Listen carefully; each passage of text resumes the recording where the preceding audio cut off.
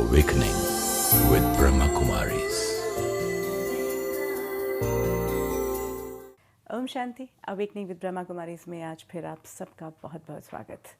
अगर आपको याद हो, जब हमने इस पूरी श्रृंखला की शुरुआत की थी तब हमने बात की थी मूल्यों की, क्योंकि समाज में जिस बात का सबसे ज़्यादा दुख हमें लग रहा था, जो डिप्लीशन हमें नज़र आ रही थी, वो यही कि कहीं ना कहीं हम मूल्यों को सही परिप्रेक्ष्य में देखना भूल गए हैं। हम जानते ही नहीं कि वैल्यूज़ क्या है।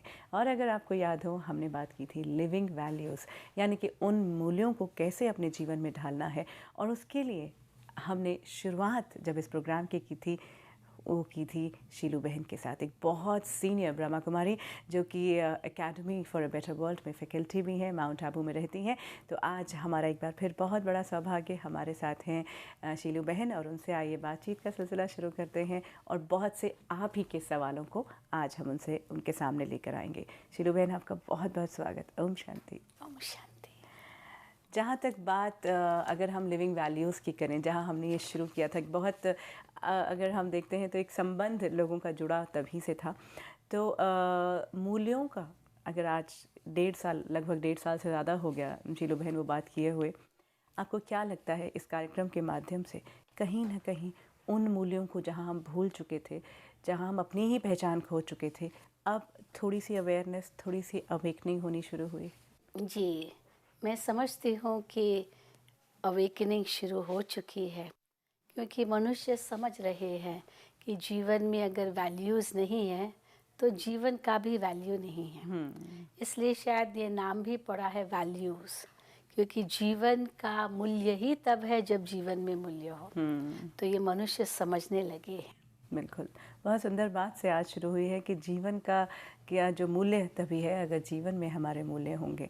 और हम आज हर बार टटोल रहे हैं, अपने आप को देखते हैं, अवेयर हो रहे हैं, सापेक्ष देख पा रहे हैं। तो जहाँ देखना शुरू कर देते हैं वहाँ हम सही रास्ते पर चलने भी लगते हैं। शीलू बहन, बहुत से सवाल हैं क्योंकि इन दिनों बहुत सी बातें हुई हैं अपनी सही पहचान को लेकर, आत्मा की सही पहचान कि मैं एक आत्मा हूँ, मेरी आत्मा नहीं, मैं एक आत्मा हूँ। ये डिफरेंस समझ गए हैं लोग। अपने सभी दर्शकों के साथ भी एक बार फिर शेयर करते हैं कि मैं आत्मा, यानी कि मैं पॉइंट ऑफ लाइट, वो एनर्जी जो कि कई तरह से काम करती आ रही हूँ। मैं सोचती हूँ, मैं बुद्धि से परखती हूँ, बुद्धि से डिसीजन लेती हूँ, और फिर जो मैं काम करती हूँ वो संस्कार के रूप में या वो एक याद के रूप में मेरे साथ रहता है, और ये आत्मा यानी मेरा कार्य हो जाता है। शीलू बहन, इससे जुड़े बहुत से लोगों के सवाल आए हुए हैं। हम सवालों का सिलसिला शुरू करते हैं। ये पहला सवाल मैं ले रही हूँ अजय कुमार अग्रवाल जी का है, सूरत गुजरात से। ये कहते हैं कि अगर मन आत्मा का एक हिस्सा है तो, और वो एक शरीर को छोड़ के दूसरे शरीर में चला जाता है, जैसे आत्मा शिफ्ट होती है, तो एक बच्चे का जो मन होता है वो बच्चे की तरह फिर क्यों सोचता है? उसे चॉकलेट चाहिए, उसे खिलौने चाहिए। और जो मन, यूथ का जो मन है, क्योंकि थॉट वही क्रिएट कर रहा है, वो एक यूथ की तरह एक करियर, मनी, कंफर्ट सब मांगता है। और एक बूढ़ा जब हो जाता है तो वो बूढ़े की तरह मन क्यों हो जाता है? वो भजन, कीर्तन, सत्संग की तरफ चलने लग जाता है। तो जब मन आत्मा का ही एक स्वरूप है, आत्मा का ही एक हिस्सा है, तो वो कंटिन्यूस एक ही तरह से क्यों नहीं रहता? क्योंकि आत्मा में परिवर्तन नहीं होता है, क्योंकि एनर्जी में नहीं हो सकता है, ये इनका मानना है। तो क्या कहेंगे? वैसे तो देखा जाए कि संस्कारों का भी तो असर मन पर पड़ता है। आप देखेंगे कई प्रकार के छोटे बच्चे कितने शांत होते हैं, ज़्यादा सोचते भी नहीं हैं, और बहुत चंचल नहीं है, एक्टिव भी है पर चंचल भी नहीं है, परेशान नहीं करते माँ को। और कई तो बहुत परेशान करते माँ को, बहुत तंग करते, गुस्से वाले होते, रोते ही रहते, और कोई देखो बिल्कुल नहीं रोते। तो ये संस्कार मन के द्वारा ही तो व्यक्त होते हैं।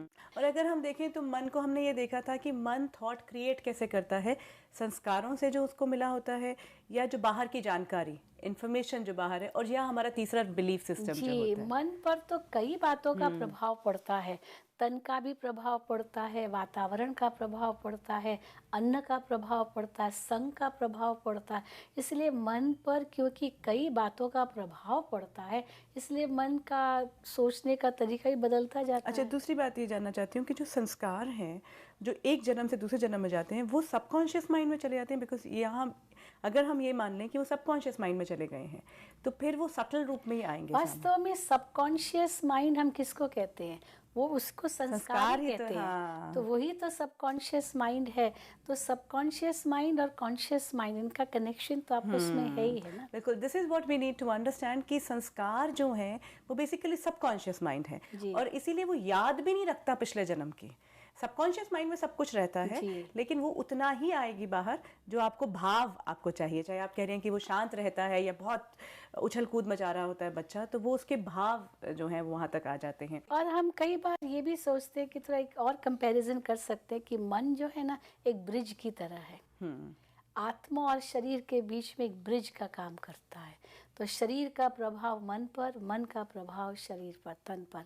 तो इसीलिए ये बहुत इंटरेक्शन है। इसलिए मन किस तरफ जा रहा है वो उस समय समझना मुश्किल हो जाता है। कभी वो तन की बातें सोचेगा, कभी बहुत ऊंची बातें सोचेगा, बुद्धि जो उसे दिशा देती है उस प्रकार से सोचेगा। तो ये मन एक लिंक के रूप में है फिजिकल और स्पिरिचुअल के बीच में। तो समवेयर वही बॉडी कॉन्शियसनेस से बाहर, मतलब कॉन्शियसनेस शिफ्ट का मतलब ही वही है कि मन को जब वो बॉडी के बारे में बात कर रहा है या सोच रहा है, तो वहाँ से हमें चेंज करके उसको सोल इसलिए कॉन्शियसनेस। कई बार हम कहते हैं ना, मेरा एक मन कहता है ये करो, दूसरा मन कहता है नहीं करो। तो समझ में नहीं आता मैं क्या करूं। अब मन तो एक ही है, मन तो दो नहीं है। लेकिन एक पहलू मन का जो बॉडी से प्रभावित है वो कुछ और सोचेगा, और दूसरा मन जो बुद्धि से प्रभावित है वो कुछ और सोचेगा। इसलिए एक द्वंद्व चलता है मन के अंदर। एक सवाल अब इस वक्त शीलू बहन मैं लेना चाहती हूँ, क्योंकि ये बहुत से लोगों का सवाल है कि you always speak of soul as being pure, perfect and complete. लेकिन मैं अपने सभी दर्शकों के साथ ये जानना चाहूँगी कि ये तो ठीक है, हम हमेशा हर बार ये कहते हैं कि हम एक प्योर, परफेक्ट और कंप्लीट बीइंग हैं। ये इस पे आते हैं हम कि ये सही है या नहीं, but I just want to have that experience, you know. आपसे हम यही शेयर करना चाहूँगी, the moment we say this Shilu बहन, वी फील दैट वे। जब भी हम अपने आप में ये सोचते हैं कि मैं एक पीसफुल सोल हूँ, मैं एक प्योर सोल हूँ, it makes me feel good. I think that is one reason why we should actually continue to feel that way. लेकिन इनका ये सवाल है कि if that is true, then why are some soul so evil, angry? कई जो आत्माएं हमारे सामने जो हैं वो इतनी ख़राब क्यों हो जाती हैं, और they resort to troubling those on the earth plane and seal to possession. वास्तव में क्या है, कोई भी आत्मा बुरी नहीं है। लेकिन उस समय जब वो गुस्से में है या ईर्ष्यावश है या नफरत, वैर, दुश्मनी आदि कर रही है, हम कई बार कहते हैं वो परवश है। जैसे कोई परवश आत्मा होती है ना, उसको समझ ही नहीं आता है कि वो क्या कर रही है, क्योंकि वो दूसरे के वश में है, अंडर इन्फ्लुएंस। तो इसी प्रकार हम कहते हैं जब ये देह अभिमान आता है, उस देह अभिमान के कारण ही ये सारे विकार आते हैं। ये विकृतियाँ इसीलिए है। और ये विकृतियाँ मानो जैसे सोने में खाद के बराबर है। सोना अपने असली स्वरूप में तो सत्य है, 24 कैरेट गोल्ड है, वेरी वेरी प्योर। लेकिन फिर सोने में खाद भी तो पड़ती है। अब उस खाद जो पड़ी, उस खाद को हम निकाल भी सकते हैं। तो ये तो नहीं कहेंगे सोना बुरा है या सोना खराब है, लेकिन सोने में खाद पड़ी और वो खाद निकल गई, सोना तो है ही सच्चा सोना। तो आत्मा अपने मूल स्वभाव में तो सच्चा सोना है, लेकिन कई जन्मों का जो प्रभाव है, देह का साथ है, प्रकृति का साथ है, इस साथ के कारण आत्मा अपने आप को भूल जाती है। क्योंकि स्मृति और विस्मृति का खेल भी है संसार, मेमोरी लॉस में है हम एक्चुअली। तो वो स्मृति जब चली जाती है कि मैं एक आत्मा हूँ और देह समझने लगते हैं, तब आत्मा पर इन विकारों का प्रभाव पड़ता है। और जब आत्मा को फिर से स्मृति आई कि मैं कौन हूँ, फिर से वो शक्ति का अनुभव होने लगता है। यहाँ एक करेक्शन, एक्चुअली बहुत से लोग जो हैं वो इस बारे में जानना चाहते हैं कि क्या जो मैं जो आत्मा हूँ, मैं अभी भी वो कंप्लीशन की जो बात होती है, कंप्लीट, परफेक्ट, प्योर, हैप्पी और पीसफुल, ये मैं हूँ, या मुझ में कमियाँ आ चुकी हैं और उसको मुझे फिर बाहर से कहीं से चीज़ें लेकर उन कमियों को ख़त्म करके बाहर से मुझे, जैसे हम परमात्मा से कहते हैं कि परमात्मा के साथ योग लगा के उन्हें लेना है उन शक्तियों को, या वो शक्तियों से भरपूर मैं आज भी हूँ? नहीं, शक्तियों से तो भरपूर हूँ ही, लेकिन वो शक्तियाँ मैं भूल गई हूँ। तो इसीलिए बाहर से कनेक्शन चाहिए। जैसे एक बैटरी है, वो रिचार्जेबल बैटरी है, उसके अंदर चार्ज है, परंतु डिस्चार्ज हो गई। अब उसे फिर से चार्ज करने के लिए चार्जर में डालना पड़ेगा, कनेक्शन करना पड़ेगा, पावर हाउस से तो कनेक्शन वो करना पोटेंट होगा। रूप में है, पोटेंट रूप में है। तो वो जब तक हाँ, एनर्जी का संचार नहीं होगा तब बिल्कुल। तक वो सामने नहीं तब आएंगी। तक सामने नहीं आएगी। It is there. जैसे लाइट में, बल्ब में फिलामेंट है, और फिलामेंट में वो शक्ति भी है जलने की, पर कनेक्शन तो चाहिए ना। इसलिए आत्मा की अपनी शक्ति है, लेकिन आत्मा अपनी शक्ति को भूल जाती है, तो वो फिर से रिवाइव करने के लिए उस परम शक्तिवान परमात्मा से योग चाहिए। एक्सटर्नल सोर्स जरूर चाहिए ना, वो एक्सटर्नल सोर्स परमात्मा है। Wonderful, this is what we need to actually realise कि है वो शक्ति, वो हम में है, सारे हमारे में जो है वो एस्पेक्ट्स हैं जिन्हें हम अचीव कर सकते हैं। It's only a matter of, क्योंकि हम, अगर आप ये कहें कि हमारे पास स्मृति नहीं रहेगी, लेकिन हमारे साथ बहुत बार हुआ इस पूरे प्रोग्राम, इस श्रृंखला के दौरान, कि समझ में तो आ गई बात, समझ में आ गई तो मतलब स्मृति भी आ गई। जब भी हम सोचते हैं हम बड़ा अच्छा अनुभव करते हैं। नहीं, लेकिन ये अनुभव में, स्मृति हाँ। भी भले है, पर फिर भी हम भूल जाते हैं। हम भूल जाते हैं कि ये मेरे अंदर है। अभी अभी स्मृति, अभी अभी भूल गए, क्योंकि देह अभिमान का प्रभाव ज्यादा है। इतना इन्फ्लुएंस है बॉडी कॉन्शियसनेस का कि वो सोल कॉन्शियसनेस का इन्फ्लुएंस कम रहता है, बॉडी कॉन्शियसनेस का ज़्यादा रहता है। इसलिए बार बार अपने आप को रिमाइंड कराना पड़ेगा कि मैं कौन हूँ, मैं कौन हूँ। तो जब हम अपने आप को रिमाइंड कराते हैं, फिर वो स्मृति जागृत, फिर भूल जाते हैं। इनफैक्ट अगर हम देखें तो ज़्यादातर लोग जो ये हैं, जिनके भी ये सवाल आए हैं, वो दूसरों के लिए ज़्यादा कह रहे होते हैं। हम अपने लिए कभी नहीं सोचते। द मोमेंट हमें ये फील होता है कि हाँ, जब हम इस स्मृति में आते हैं कि मैं प्योर हूँ, मुझ में है वो सारी की सारी शक्तियाँ, तो it makes me feel good. लेकिन मैं जैसे ही दूसरे व्यक्ति को देखता हूँ कि मुझे वो बुरा लग रहा है, उसमें ईर्ष्या दिख रही है, उसमें लोभ दिख रहा है, तब मैं मानता हूँ कि वो व्यक्ति तो नहीं हो सकता, फिर वो कैसे प्योर हो सकता है।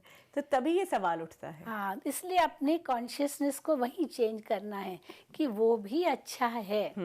इसलिए आप देखेंगे हम कई बार जेलों में राखी बांधने जाते हैं, तो वहाँ पर बड़े बड़े अक्षरों में लिखा रहता है, hate not the Sinner but hate his sins.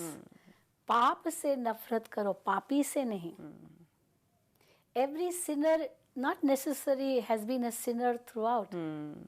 Every sinner can become a saint. That's why there's a very beautiful saying.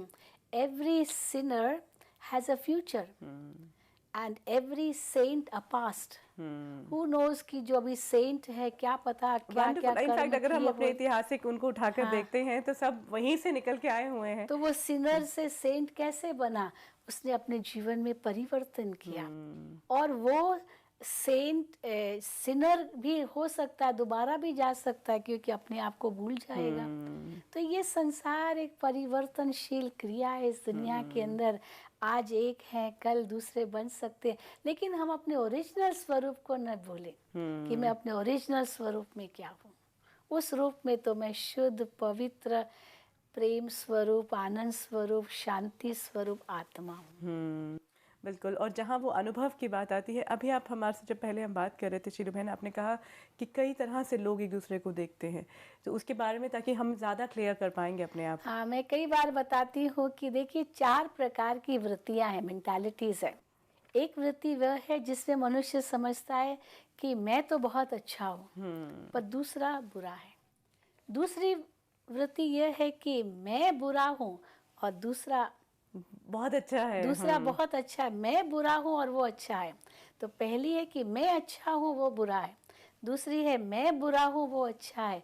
और तीसरी तो बहुत ही बुरी वृत्ति, वो है कि मैं भी बुरा, वो भी बुरा है। पूरा सारी संसार दुनिया बुरा ही है। बुरी है, सब कुछ बुरे हैं, हर एक व्यक्ति बुरा है, यहाँ तक कि भगवान भी बुरा है।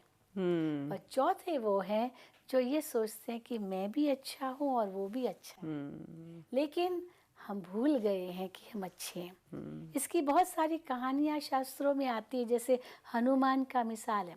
हनुमान के अंदर बहुत शक्ति थी, लेकिन जब तक उसे कोई याद कराता तब तक उसको उस शक्ति का एहसास नहीं होता था। और जब उसे याद करा कि हे हनुमान, तुम ये कर सकते हो, ये कर सकते हो, वो कर सकते हो, तब उसको एहसास हुआ और एकदम से शक्ति भीतर से आ गई। तो परमात्मा भी हमें वो याद कराते हैं कि हे आत्माएं, पहचानो अपने आप को। आप तो शांत स्वरूप, प्रेम स्वरूप आत्मा हो। और जैसे ही हम अपने आप को ये समझने लगते हैं तो अंतर में इतना संतोष आता है, क्योंकि यही हमारा नेचुरल स्वभाव है, यही हम जीवन में चाहते हैं। तो जबकि चाहते भी यही हैं और है भी हम वो, तो उन्हें अपनाना में मुश्किलात क्या, मुश्किल हो जाता अनुभव है करना मुश्किल क्यों? शीलू बहन, यही मैं कहना चाहती हूँ कि ज़्यादातर लोग जब हम ये बोलते हैं, वो मोमेंट जब हम कहते हैं कि मैं एक शांत स्वरूप आत्मा हूँ, मैं एक प्रेम स्वरूप आत्मा हूँ, मैं एक मैं I am a happy soul, तो somewhere it makes you feel very good. और जब भी हम किसी शांत व्यक्ति के साथ होते हैं, जब भी हम किसी प्योर व्यक्ति के साथ होते हैं, हम तक वो वाइब्रेशंस आती हैं, हमें बहुत अच्छा महसूस होता है। लेकिन हमें ये बहुत मुश्किल हो जाता है कि हम हर पल वो अनुभव बस कैसे यही करते तो हमें करना है, यही तो हमारा पुरुषार्थ है। All our efforts are on this, कि हर वक्त वो पुरुषार्थ अंदर से चलता रहे, मैं कौन हूँ, मैं कौन हूँ। और फिर उस वक्त दूसरे के प्रति भी मेरी भावना कैसी होनी चाहिए, वो भी अंदर का पुरुषार्थ चलना चाहिए। यही तो मनुष्य की एफर्ट्स है। नहीं तो एफर्ट्स हम किसको कहते हैं? बिल्कुल किसी को ही कहते हैं। चिरू बहन, यहाँ जो हमने अभी जो 4 एटीट्यूड्स की बात आपने की, वृत्तियों की बात की, कि मैं तो अच्छा हूँ, बाकी सब नहीं ठीक है, ये बहुत सारे लोगों की होती है। और मैं बुरा हूँ, मैं तो बहुत ही बुरा हूँ, मुझ में कुछ नहीं है, मुझ में कहीं कहीं बहुत प्रॉब्लम्स हैं, बाकी सब लोग अच्छे हैं, ये भी हैं। तो ये जब आपके मन में ये थॉट है, तो how should one work on that? ये पुरुषार्थ अब क्या हो? इसमें क्या, ये इसको हम कहेंगे 2 प्रकार की कॉम्प्लेक्सिटीज। मैं बुरा हूँ वो अच्छा है, माना अपने Inferior प्रति complex. इंफीरियरिटी कॉम्प्लेक्स, उसके लिए कि भाई वो अच्छा है, या अपने लिए सुपीरियरिटी कॉम्प्लेक्स, उसके लिए इंफीरियरिटी कॉम्प्लेक्स। परंतु इसके लिए हम कहते हैं कि रिस्पेक्ट हो, अपने प्रति रिस्पेक्ट और दूसरे के प्रति भी रिस्पेक्ट, जिसको हम कहेंगे self respect and respect for others. So if I know how to respect myself in a spiritual way, I will respect others also in a spiritual way. So this is what we learn in meditation, to have self-respect and to respect others. That's what we say, value yourself and value others. You can get respect only if you give respect and if you have self-respect. अगर स्वयं के प्रति भी respect है, मेरा ये भी respect है कि मैं एक शांत स्वरूप आत्मा, यही तो सेल्फ रिस्पेक्ट है। फिर दूसरे के लिए रिस्पेक्ट है कि वो भी शांत स्वरूप आत्मा है। तो यही रिस्पेक्ट एक दो के प्रति ही वो शांति का अनुभव कराएगी। हमारी दादी जी कई बार कहा करती थी, हार मनी। हार मनी माना हिंदी में कहेंगे हार मानी झगड़ा टूटा। हम झगड़ा क्यों बढ़ाते हैं? हम समझते मैं ही ठीक हूँ। अच्छा भाई तुम ठीक हो, तो हार मानी झगड़ा टूटा। हार मानने में से कोई हमारा नुकसान तो होगा नहीं, चलो मान लिया, अभी वो नहीं समझेगा, बाद में समझ जाएगा, आर्ग्यूमेंट ना करें। इसमें हमारा बहुत समय, श्वास, संकल्प शक्ति बहुत वेस्ट होती है। बिल्कुल, ये हम सब एक्सपीरियंस करते आ रहे हैं कि कोई भी सिचुएशन हो, और कई बार हम ये कहते हैं कि मैं तो हार मान रहा हूँ, लेकिन बेसिकली अंदर से हमने नहीं मानी होती है। कई बार हम समझते हैं कि चलो मैंने अपना अंदर गुस्सा पी लिया और क्योंकि मैंने भूल की होगी, कई बार ऐसे भी होता है। पर हार मानने का मतलब ये नहीं कि मैंने भूल अपनी कबूल कर ली, परंतु इसका भाव है कि हम झगड़े को आगे नहीं बढ़ाना चाहते। समझदार बन करके हम समय, श्वास, संकल्प शक्ति को बचाएं। क्यों हम इसके पीछे वेस्ट करें? समय आएगा, time is a very big healer, अपने आप वो बात समझ में आ जाएगी। And that is the time when we should shift our thought to something else, you know. हम अपनी पूरी एनर्जी, पूरा समय जो है वो कहीं और केंद्रित कर दें। तो वो फिर जैसा आपने कहा, क्योंकि हम उसी थॉट प्रोसेस में घुस जाते हैं। बिल्कुल। वो उस थॉट को एनर्जी थॉट देते को जाते हैं। हम रोक ही नहीं पाते हैं, हम अपने मन को डाइवर्ट कर ही नहीं पाते हैं। तो फिर जब हम मेडिटेशन करते हैं तो हमको जैसे बाबा ने सिखाया 3 बिंदु लगाओ। मैं आत्मा बिंदु, वो आत्मा भी तो बिंदु है ही है, परमात्मा भी बिंदु, और एक संसार, एक ड्रामा है, वो भी बिंदु। तो बिंदु समझो खुद को, बिंदु परमात्मा को याद करो और बिंदु लगा दो, तो वो बात वहीं समाप्त हो जाएगी। हर कॉन्फ्लिक्ट पे we should put an, you know, एक बिंदी लगा दी। ऑफ कोर्स एक और सवाल यहाँ लेते हैं, इन्हीं का ही है कि what goes out of our body when we die? हमारी सोल या हमारा एस्ट्रल बॉडी? वास्तव में what goes out of our body when we die, ये प्रश्न ही ठीक नहीं है। Because we I never don't die. die. We never die. Yeah, we never die. And what goes out of our body मैं ही तो body से बाहर निकलता हूँ, तो बॉडी तो मेरे से अलग चीज है, और मैं वो आत्मा इस देह से निकल जाती हूँ। बाकी हाँ, एस्ट्रल बॉडी कई मानते हैं कि एस्ट्रल बॉडी है, क्योंकि वो भी आत्मा के संस्कारों का ही प्रोजेक्शन है। बाकी एस्ट्रल बॉडी कोई प्रकृति की तो चीज़ नहीं है, प्रकृति की चीज़ तो यह शरीर ही है, और आत्मा तो प्राकृतिक है ही नहीं, वो तो स्पिरिचुअल है, वो स्पिरिचुअल एनर्जी है। तो ये जो एस्ट्रल बॉडी है, ये हमारे संस्कारों का ही प्रोजेक्शन के रूप में है, जो एक आकार के रूप में दिखाई देता है। परंतु जब हम दूसरे शरीर में प्रवेश कर दे जाते हैं तो वो भी खत्म हो जाता है, वो कोई सदा नहीं रहता है। आत्मा तो अजर अमर अविनाशी है, और ये शरीर भी तो विनाश हो जाता है। यहीं जहाँ हम आत्मा की बात कर रहे हैं शीरो बहन, आत्मा के स्वरूप को कई लोग जानना चाहते हैं, आत्मा की सीट ऑफ द सोल के बारे में बात करना चाहते हैं। और एक सवाल यहाँ पे है रजनी जी का कि आत्मा जो है वो अगर एनर्जी है, एक सेल की तरह अगर एनर्जी है, तो फिर उसकी क्या इंडिविजुअल आइडेंटिटी फॉरएवर रह सकती है? नहीं, सोल तो इंडिविजुअल आइडेंटिटी फॉरएवर रहती है। सोल में कोई परिवर्तन नहीं आता फिजिकली। लाइक जैसे हम कहेंगे भाई सोल को, आत्मा को अगर हम आग में डालें तो जलेगी नहीं, ब्रेक नहीं होती। प्रकृति का प्रभाव आत्मा पर नहीं पड़ता इन दैट वे। न जल सकती, न कट सकती, न सूख सकती, न गीली हो सकती, आदि आदि। लेकिन आत्मा जैसे जैसे कर्म करती जाती है शरीर के द्वारा, तो आत्मा के अंदर शरीर का प्रभाव के कारण वो विस्मृति आती जाती है कि मैं एक आत्मा हूँ, और अपने आप को शरीर से आइडेंटिफाई करती जाती कि मैं यही हूँ। तो ये आत्मा माना स्मृति और विस्मृति का खेल। नहीं, पर वो करने वाली है ना, इसीलिए वो बैटरी की जो बात कही ना, तो बैटरी के अंदर जो सोल्यूशन है, सल्फ्यूरिक एसिड है, उसके अंदर जो आयॉन्स है वो डिस्प्लेस हो जाते हैं, वो कंफ्यूज हो जाते हैं ना इसको। तो फिर जब उसको चार्जर में डाल के चार्ज करते हैं, then they come back in order again. तो इसलिए बैटरी के साथ भेंट किया।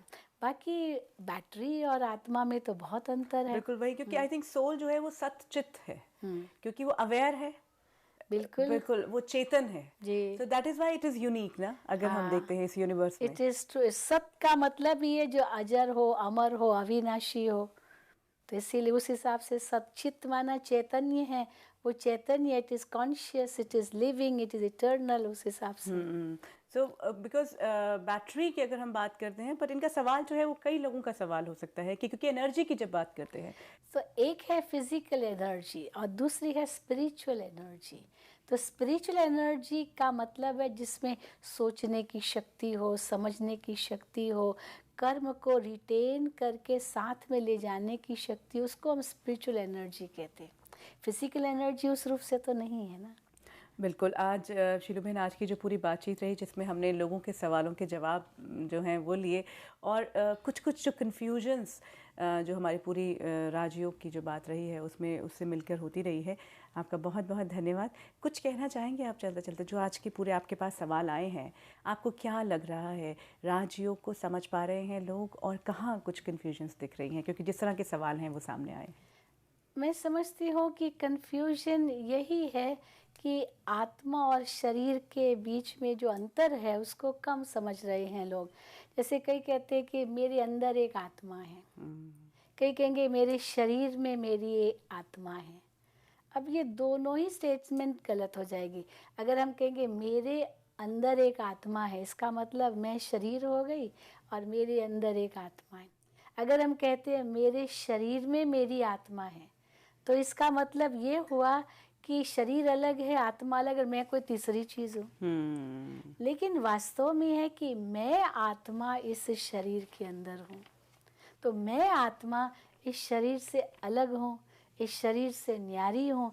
तो जब हम ये समझते हैं तो देह भान से डिटैच होना सहज हो जाता है। कि मैं मेरे का कन्फ्यूजन के कारण मूंज है ये सारी। बिल्कुल। तो यहाँ एक छोटा सा ये कन्फ्यूजन है जो बार बार आ जाता है, लेकिन हम जब तक बार बार इस पर बात करते रहेंगे और ये कन्फ्यूजन ताकि और बाहर ये निकल भी जाए। लास्ट में ये बताना चाहूँगी कि मुझे सदा ये स्मृति में रहे कि मैं वो शक्ति हूँ जो शरीर से पहले भी थी। मैं वो शक्ति हूँ जो शरीर के बाद भी रहेगी। शरीर तो विनाशी है, नश्वर है, परिवर्तनशील है, पर मैं वो अविनाशी शक्ति हूँ जो ईश्वर के घर से आई हूँ।